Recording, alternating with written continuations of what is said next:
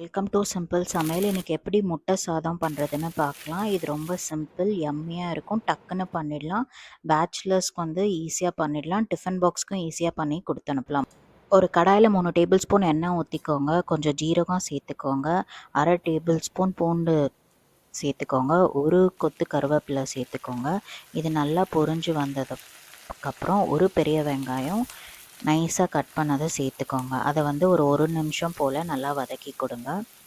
இதோட ஒரு பச்சை மிளகாய் நைஸாக கட் பண்ணதை வந்து சேர்த்துக்கோங்க. அதை நல்லா வந்து வதக்கி கொடுங்க.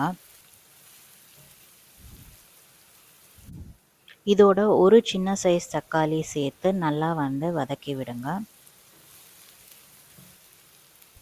ஒரு அரை டேபிள் ஸ்பூன் உப்பு சேர்த்து நல்லா கலந்து விடுங்க. தக்காளி நல்லா மசிஞ்சு வர வரைக்கும் வதக்கி கொடுங்க.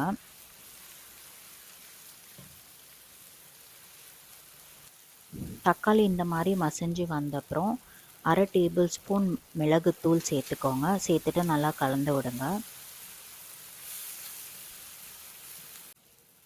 இதோட அரை டேபிள் ஸ்பூன் சிக்கன் மசாலா சேர்த்துக்கோங்க. சேர்த்து நல்லா வந்து கலந்து விடுங்க.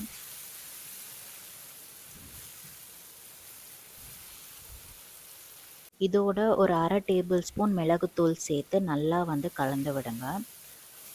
இந்த மசாலா வந்து நல்லா பச்சை வாசம் போகிற வரைக்கும் நல்லா வந்து குக் பண்ணுங்க. அதுக்கப்புறம் 4 உடைச்ச முட்டையை வந்து நல்லா வந்து கலந்து விட்டுட்டு இதில் வந்து சேர்த்துக்கோங்க. சேர்த்துட்டு நல்லா வந்து நீங்கள் வந்து கிளறி கொடுத்துட்டே இருங்க. அப்போ தான் முட்டை பொடி மாஸ் மாதிரி நல்லா வரும். கொஞ்ச நேரம் நீங்கள் வந்து வதக்கி கொடுத்துட்டே இருந்தீங்கன்னா நல்லா அந்த மாதிரி பொடி மாஸ் மாதிரி ஆகிடும். இந்த மாதிரி உதிரியாக ஆன அப்புறம் இது கூட ஒரு 200 கிராம் வேக வச்ச சாதத்தை வந்து சேர்த்துக்கோங்க. சாதத்தை சேர்த்து நல்லா கலந்து விடுங்க. நீங்கள் வந்து மிஞ்சி போன சாதத்தையும் சேர்க்கலாம், இல்லைன்னா நம்ம ஃப்ரெஷ்ஷாக பண்ணுற சாதத்தையும் சேர்க்கலாம். சூடான சாதம் சேர்த்தா ஈஸியாக இருக்கும் நீங்கள் வந்து மிக்ஸ் பண்ணுறதுக்கு. இதோட கொஞ்சம் கொத்தமல்லி கடைசியாக சேர்த்துட்டு நல்லா கலந்து விடுங்க. இது வந்து ப்ரோட்டீன் ரிச்சுங்க, டிஃபன் பாக்ஸ்க்கு பண்ணி கொடுங்க, செம்மையாக இருக்கும். ஸ்டவ் ஆஃப் பண்ணிவிட்டு சுட சுட சர்வ் பண்ணுங்கள். தேங்க்ஸ் ஃபார் வாட்சிங்.